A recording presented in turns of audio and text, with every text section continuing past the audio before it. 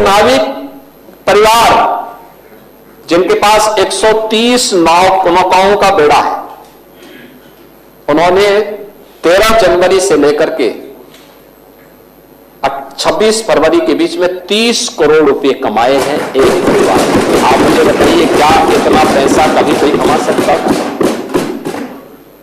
अभिभूत करने वाला। प्रतिदिन का अगर आप एवरेज देखें तो 50,000 रुपए से लेकर 55,000 रुपए का उनका एवरेज था पर डे की एक नाव से कमाई का। तो मुझे पहले इस पे विश्वास नहीं हो रहा था। मैं प्रयागराज एक दिन गया था, स्वयं भी मैंने इस चीज को कहा कि भाई कैसे हो रहा है, क्योंकि हम लोगों ने तो, मैं, हमारे साथ दोनों डिप्टी सीएम भी, हमारे मंत्रिमंडल के तमाम सहयोगी भी और नाविकों का सम्मान भी किए थे, क्योंकि हमारे लिए सम्मान करने का अवसर इसलिए भी था क्योंकि भगवान राम के मित्र निषाद राज की परंपरा को आज भी वे उसी श्रद्धा भाव के साथ निर्वहन कर रहे हैं। तो हम लोग कैसे इनके साथ सहभागी बन सकते हैं? तो मैंने महाकुंभ के दौरान इस बात को देखा। एक नाविक मुझे मिला, पहले मुझे एक परिवार मिला जो बाहर से आए थे, उन्होंने मुझसे मिलने की इच्छा व्यक्त की थी। मैंने कहा मैं अब कल प्रयागराज आ रहा हूं, अगर आप वहां रुक सकते हैं तो मुलाकात कर लेंगे। मैं मुलाकात किया। मुलाकात करने के बाद मैंने उनसे पूछा, मैंने कहा भाई कितने लोग? उन्होंने कहा 10 हमारे ग्रुप थे और हमें तो नाव वालों ने संगम में ले जाकर के स्नान करवा दिया था।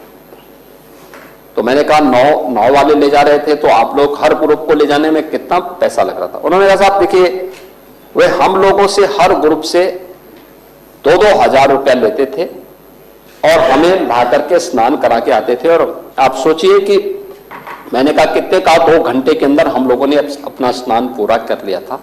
तो 20,000 रुपए तो यही हो गए उन लोगों से।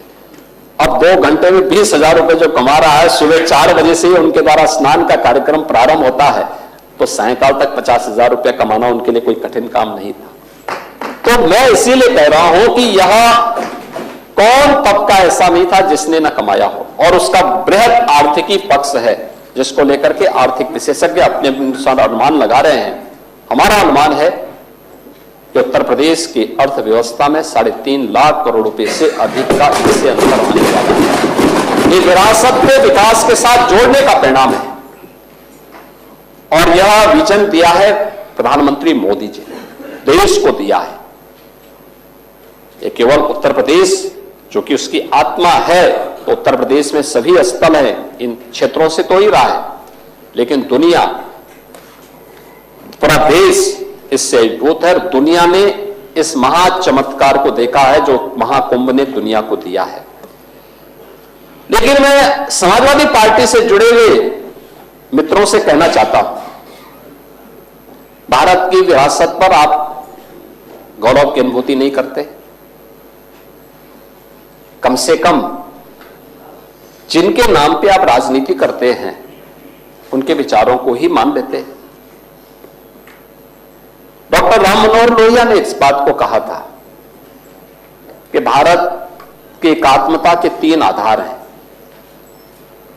श्री राम, श्री कृष्ण और शिव शंकर, भगवान शिव।